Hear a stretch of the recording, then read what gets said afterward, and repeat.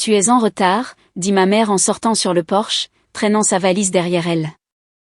J'ai regardé l'horloge du tableau de bord, il était 6h02, 2 minutes de retard. Maman, dis-je, forçant un sourire. Je suis sortie de la voiture pour aider avec les bagages, mais c'est alors que je l'ai vue, ma sœur Lorraine, sortant de la maison avec sa propre valise à la main. Mon sourire s'est figé. Qu'est-ce qui se passe, ai-je demandé, en essayant de garder une voix ferme. Ma mère s'est tournée vers moi, avec une expression bien trop joyeuse pour la situation. Oh, Violet, nous avons décidé que Lorraine viendrait à ta place. Elle a été très stressée dernièrement et elle a vraiment besoin de ce voyage. J'ai senti ma poitrine se serrer. À ma place, maman? Je planifie ça depuis des années. C'est moi qui ai tout payé. Elle a agité la main d'un air dédaigneux, comme si je venais de souligner quelque chose de trivial. Nous sommes reconnaissants, ma chérie, mais tu travailles toujours si dur. Tu pourras faire un autre voyage plus tard. Lorraine en a besoin maintenant. Lorraine n'a même pas eu la décence d'avoir l'air coupable. Elle a juste souri d'un air suffisant, le poing appuyé sur une hanche. Merci de comprendre, petite sœur, dit-elle, d'un ton débordant de fausse gratitude. Je les ai regardées toutes les deux, le cœur battant dans ma poitrine. Mon père est sorti en traînant les pieds un instant plus tard, évitant mon regard tout en me tendant sa valise. C'est incroyable, dis-je, la voix tremblante. C'était censé être notre voyage, quelque chose à partager avec vous. Eh bien, ça l'est toujours, dit ma mère avec un sourire, seulement avec Lorraine à la place.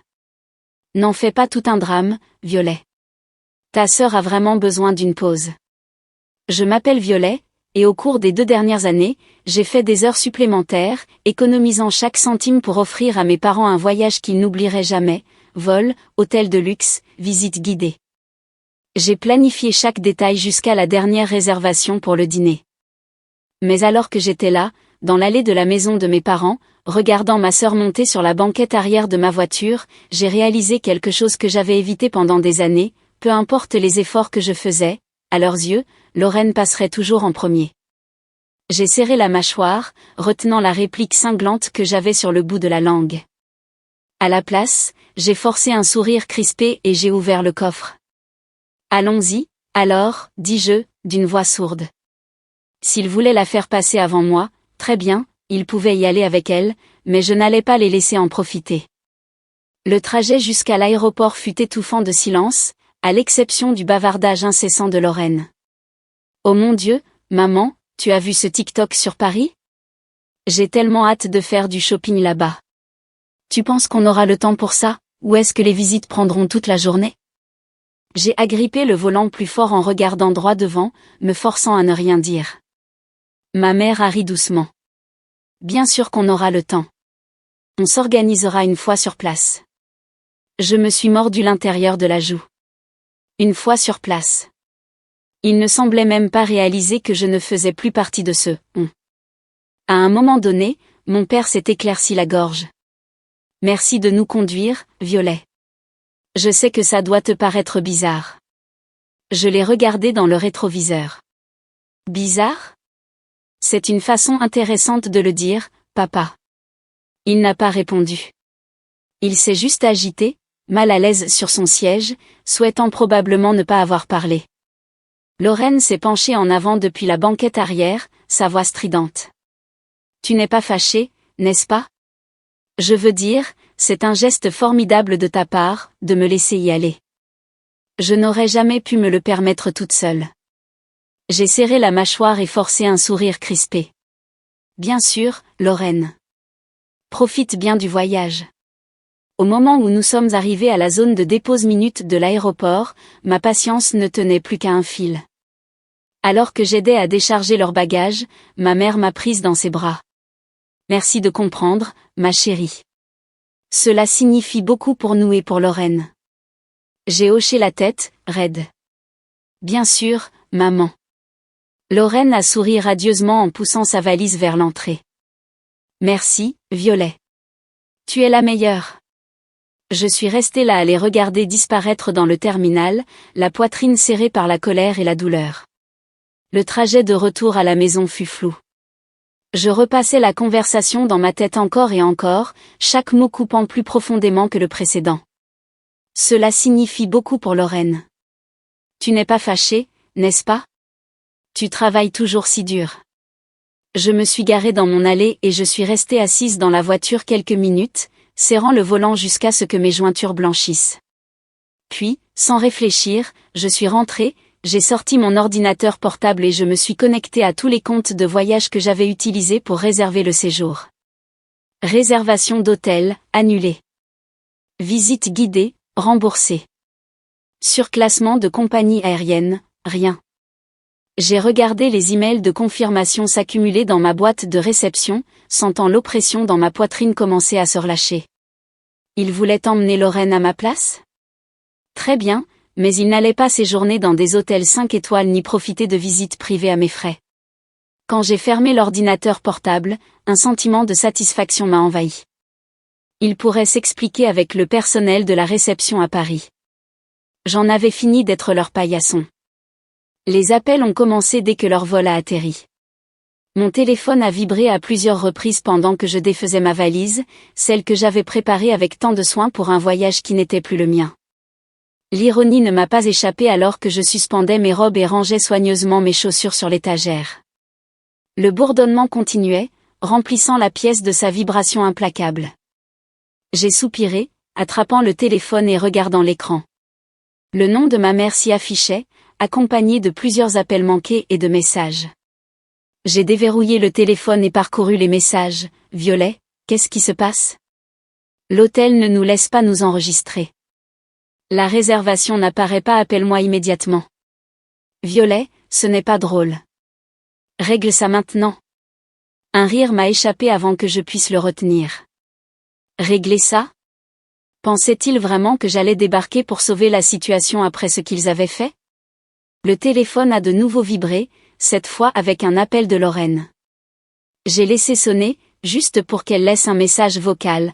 Violet, c'est tellement mesquin, a-t-elle craché, sa voix débordant d'un sentiment de droit acquis. On est coincé ici à cause de toi. Tu dois appeler l'hôtel et régler ça maintenant. J'ai levé les yeux au ciel et supprimé le message vocal sans écouter le reste. Pendant des années, j'avais été leur solutionneuse, celle qui aplanissait chaque erreur et couvrait toutes les fautes. Plus maintenant. Finalement, j'ai décidé de répondre, ne serait-ce que pour arrêter le déluge d'appels. La voix de ma mère m'a frappé comme un raz-de-marée de colère dès que j'ai décroché. Violet, qu'as-tu fait? L'hôtel dit que la réservation a été annulée, et aucune des visites n'est plus réservée. Je l'ai laissé fulminer un instant, puis j'ai répondu calmement, je les ai annulées. Il y eut un long silence stupéfait avant qu'elle ne siffle. Pourquoi ferais-tu une chose pareille?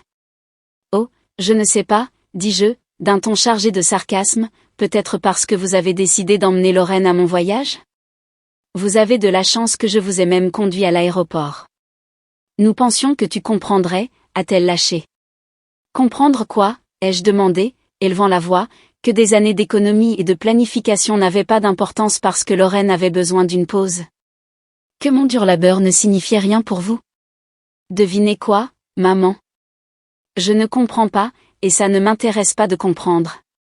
J'ai raccroché avant qu'elle ne puisse répondre et j'ai éteint mon téléphone, le jetant sur le canapé. Le silence qui a suivi était merveilleux, et j'ai senti que je pouvais respirer à nouveau. S'il voulait donner la priorité à Lorraine, très bien, mais il pourrait se débrouiller pour le reste du voyage sans moi. Le silence n'a duré qu'une journée. Le lendemain matin, mon téléphone vibrait à nouveau avec des appels et des messages. Au début, je les ai ignorés. J'ai passé la journée à nettoyer la maison et à rattraper mon travail, mais la curiosité a eu raison de moi. Le soir, j'ai allumé le téléphone et je me suis préparée à la tempête de messages de ma mère. Violet, tu es allée trop loin. Ta sœur pleure à chaudes larmes et ton père est furieux.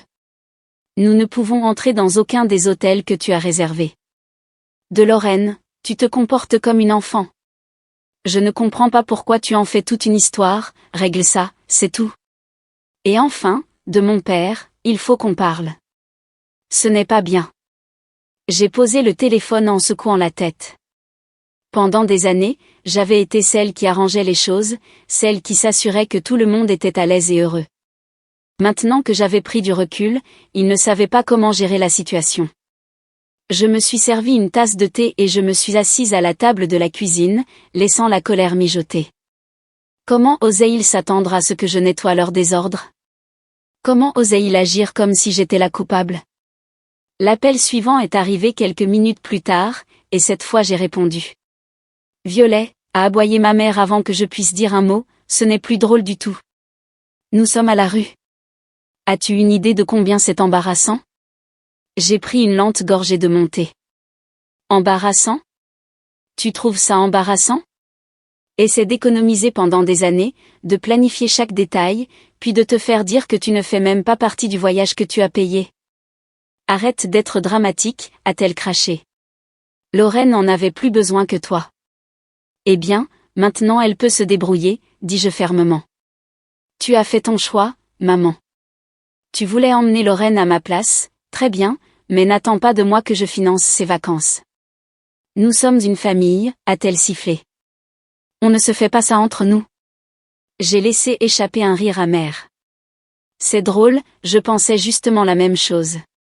La voix de Lorraine s'est fait entendre en arrière-plan, se plaignant, maman, raccroche.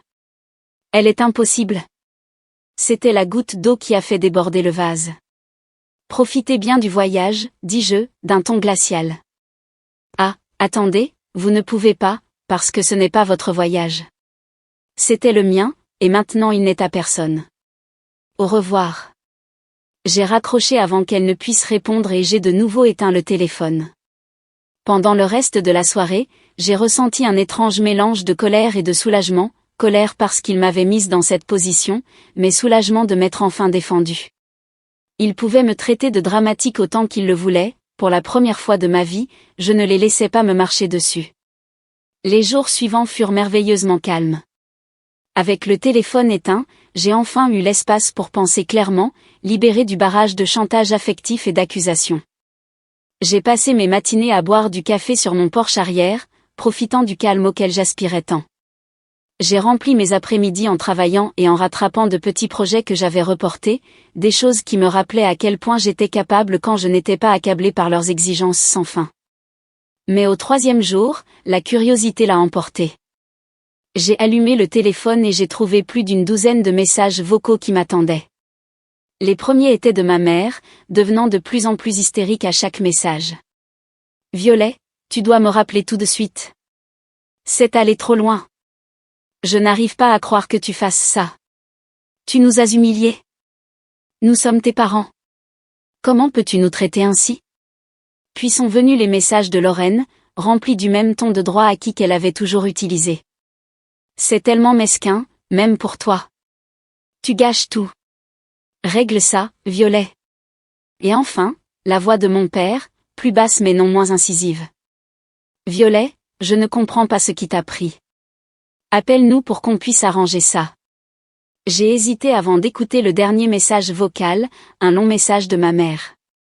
Sa voix était plus calme cette fois, teintée de frustration et d'épuisement. Violet, a-t-elle commencé, nous sommes de retour à l'aéroport maintenant. Le voyage est gâché, et j'espère que tu es contente de toi. Ta sœur est dévastée, et ton père et moi sommes, eh bien, déçus, ne commence même pas à le décrire. Appelle-nous quand tu seras prête à parler. J'ai effacé les messages vocaux sans répondre. Je n'étais pas prête à parler, et honnêtement, je ne savais pas si je le serais un jour. Ce n'était pas une erreur ponctuelle, c'était l'aboutissement d'années où ils avaient fait passer Lorraine en premier en s'attendant à ce que j'accepte avec le sourire. Au fil des heures, je me suis retrouvée à réfléchir à toutes les fois où ils m'avaient ignoré ou rabaissé, chaque fête où les caprices de Lorraine dictaient les plans, chaque réunion de famille où mes réussites étaient traitées comme secondaires. Ce voyage avait été le point de rupture, mais les fissures se formaient depuis des années. Ce soir-là, Grace est passée à l'improviste, apportant 2 tasses de café et un regard de curiosité indéniable. J'ai entendu ce qui s'est passé, dit-elle en posant le café sur la table. Ta mère m'a appelé hier. Bien sûr qu'elle l'avait fait. Ma mère avait toujours été douée pour recruter des alliés quand elle voulait me faire culpabiliser pour que je cède. Et alors, ai-je demandé en prenant une gorgée. Grace a haussé les épaules, un sourire malicieux apparaissant sur son visage. Je lui ai dit que tu étais probablement occupée et que tu la rappellerais quand tu serais prête. J'ai ri en secouant la tête. Tu es la meilleure. Non, c'est toi la meilleure, dit-elle, son ton devenant soudainement sérieux, parce que tu t'es enfin défendue. Je sais à quel point c'est difficile, Violet. Ne les laisse pas t'entraîner à nouveau là-dedans. Ces paroles sont restées avec moi longtemps après son départ. Grace avait raison, j'avais passé trop de temps à me plier en quatre pour des gens qui ne semblaient jamais se soucier de mes efforts. Il était temps de briser ce cycle une fois pour toutes. Au moment où le week-end est arrivé, j'ai ressenti une étrange sensation de clarté. La colère était toujours là, bouillonnant sous la surface, mais elle était rejointe par quelque chose que je n'avais pas ressenti depuis des années, la liberté. La liberté de leurs attentes sans fin, la liberté d'être la solutionneuse de la famille, la liberté de vivre enfin selon mes propres termes. Mais comme on pouvait s'y attendre, le silence n'a pas duré. C'était un dimanche après-midi quand j'ai finalement reçu un appel auquel j'ai décidé de répondre. Cette fois, c'était mon père. « Violet », commença-t-il, sa voix chargée de lassitude, « ta mère voulait que j'appelle. Elle pense que tu m'écouteras. » « Je t'écoute, » dis-je en me penchant en arrière sur ma chaise. Il laissa échapper un soupir. « Écoute, tout ça est allé trop loin. Ta mère est bouleversée, Lorraine est furieuse, et, eh bien, c'est juste un désastre. Mais tu vaux mieux que ça. » Je me suis tendue, ces mots allumant une nouvelle vague de colère. « Mieux que quoi, papa? Me défendre? Refuser de me laisser piétiner à nouveau? Ce n'est pas ce que je voulais dire, dit-il rapidement. C'est juste que, tu as toujours été la personne raisonnable, celle qui maintient tout ensemble. Ça ne te ressemble pas. J'ai ri, un son bref et amer. Tu as raison, ça ne me ressemble pas, parce que je ne me plie pas en quatre pour nettoyer votre désordre. Il a fait une pause, et pendant un instant, j'ai pensé qu'il pourrait enfin voir mon point de vue. Mais ensuite il a dit, tu punis toute la famille pour une seule décision. Est-ce vraiment juste? Juste, ai-je répété en élevant la voix. Tu veux parler de justice? Était-ce juste quand maman et toi avez décidé que je n'étais pas assez importante pour faire partie du voyage que j'ai planifié? Était-ce juste quand vous m'avez remplacée par Lorraine comme si je ne comptais pas? Ce n'est pas ce que nous essayons de faire, dit-il, maintenant sur la défensive. Nous pensions simplement que Lorraine en avait plus besoin. Bien sûr que oui, ai-je craché. Vous pensez toujours qu'elle a besoin de plus d'attention, plus de soutien, plus de tout. Et on attend toujours de moi que je me sacrifie pour elle. Plus maintenant. Le silence à l'autre bout du fil était assourdissant. Finalement, il a dit, je ne sais pas ce que tu veux que je dise. Je n'ai pas besoin que tu dises quoi que ce soit, ai-je répondu, la voix ferme. J'ai juste besoin que vous compreniez que j'en ai fini d'être le second choix. À partir de maintenant, je passe en premier. Violet. Au revoir, papa. J'ai mis fin à l'appel et posé le téléphone, les mains tremblantes. Pendant le reste de la journée, je me suis permis de tout ressentir, la colère, la tristesse, le soulagement. Ce n'était pas facile, mais cela ressemblait au début de quelque chose de nouveau. Je n'étais plus la solutionneuse de la famille, et je n'allais pas le redevenir. Ils pourraient trouver comment nettoyer leur propre désordre. Quand mes parents et Lorraine sont finalement revenus, je les attendais chez eux. Je m'étais garée dans leur allée, sirotant un café et me sentant étonnamment calme en voyant leur taxi s'arrêter. En sortant, traînant leurs valises derrière eux, leur visage était un mélange d'épuisement et d'irritation. Lorraine a été la première à parler. Eh bien, j'espère que tu es contente, Violet. J'ai haussé un sourcil, restant assise sur la balançoire du porche. Contente de quoi?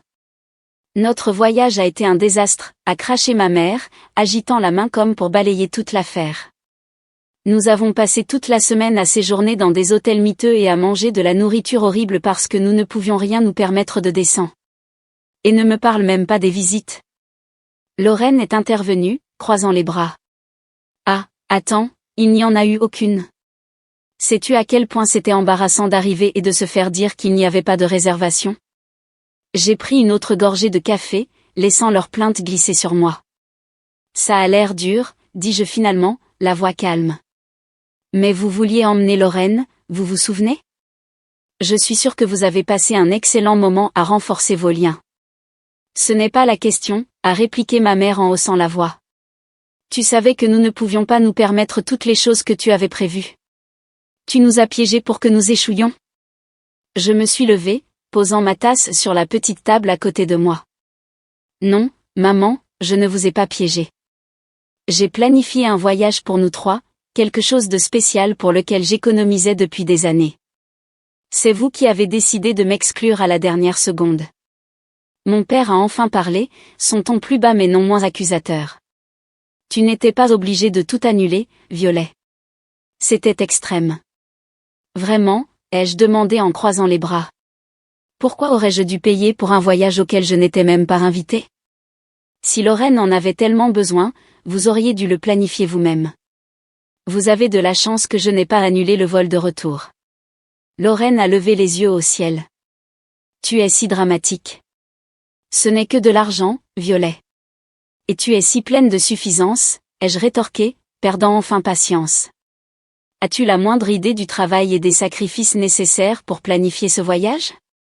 Ou supposes-tu simplement que les choses apparaissent comme par magie pour toi parce que quelqu'un d'autre s'en occupe? Ils sont restés là, stupéfaits en silence pendant un moment. J'ai passé des années à être la personne responsable, ai-je continué, ma voix ferme mais calme, celle qui arrange les choses, planifie les choses, s'assure que tout se passe bien. Et vous avez passé le même temps à tout prendre pour acquis. Ce n'est pas juste. Ma mère a commencé. Mais j'ai levé une main pour l'arrêter. Non, maman, ce qui n'est pas juste, c'est la façon dont vous m'avez traité. Vous avez choisi Lorraine plutôt que moi, comme toujours, alors j'ai choisi d'arrêter d'être votre paillasson. Vous ne vouliez pas de moi au voyage? Très bien, mais vous n'allez pas profiter des avantages de mon dur labeur sans moi. J'ai attrapé mon sac sur la balançoire du porche et je me suis retournée pour partir. Je suis heureuse que vous soyez rentrés sains et saufs, mais ne vous attendez pas à ce que les choses redeviennent comme avant. J'en ai fini. Alors que je marchais vers ma voiture, je les ai entendus m'appeler derrière moi, leur voix un mélange de colère et de culpabilité, mais je n'ai pas regardé en arrière. Le trajet de retour depuis la maison de mes parents m'a semblé étrangement calme. Pendant des années, chaque visite m'avait laissé émotionnellement épuisée, mais cette fois, je me sentais plus légère. J'avais enfin dit tout ce que j'avais gardé pour moi, et pour une fois, je ne m'inquiétais pas de leur réaction. Quand je suis rentrée chez moi, je me suis préparé une tasse de thé et je me suis assise sur le canapé, repassant la confrontation dans ma tête. Ils avaient été si sûrs que je céderais, que je me rendrais comme toujours, mais voir leur visage stupéfait alors que je m'éloignais était un rappel de combien j'avais changé. Ils pouvaient être en colère, blessés ou embarrassés, cela n'avait plus d'importance. J'avais fini de vivre ma vie pour répondre à leurs attentes. Le lendemain, j'ai reçu un appel de Grace. Comment ça s'est passé, a-t-elle demandé, sans s'embarrasser de formalités. J'ai ri, m'appuyant sur le comptoir de la cuisine. Exactement comme tu l'imagines.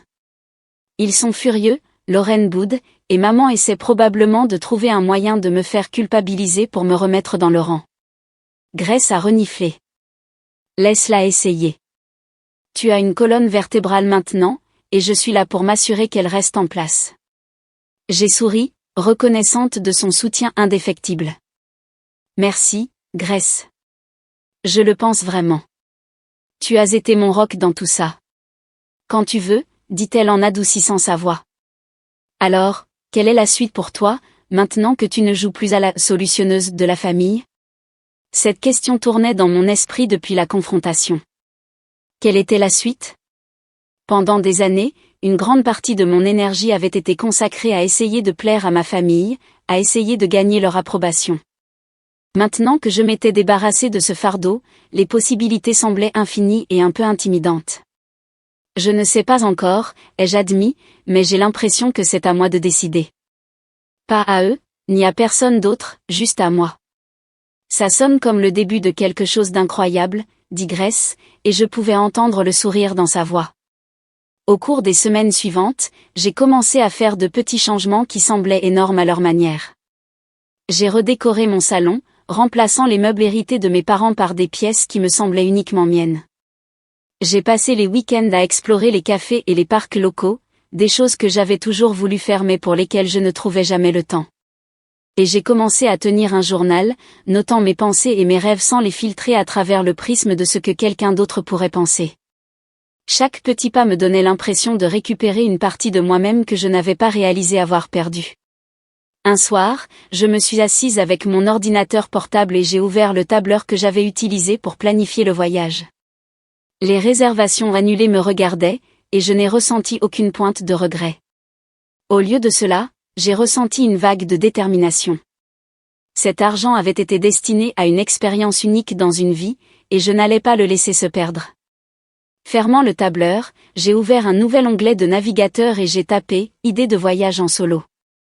Quelques semaines après le retour de mes parents, j'ai réservé un voyage en solo en Italie.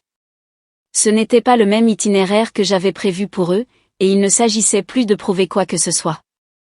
C'était pour moi une chance de célébrer mon indépendance et de me mettre enfin en premier. Au moment où j'ai atterri à Rome, j'ai ressenti une vague d'excitation et de nervosité.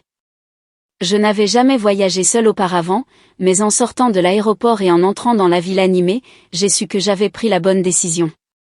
J'ai passé mes journées à errer dans les rues pavées, à m'émerveiller devant des ruines antiques et à savourer des repas dans de charmants petits cafés.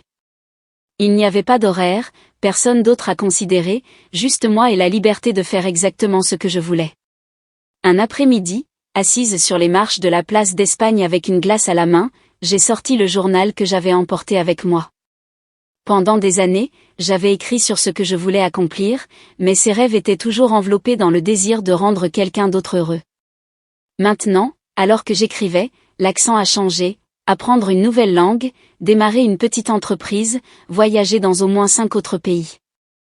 La liste s'allongeait, chaque objectif étant le reflet de la vie que je voulais créer, pas de celle que l'on attendait de moi.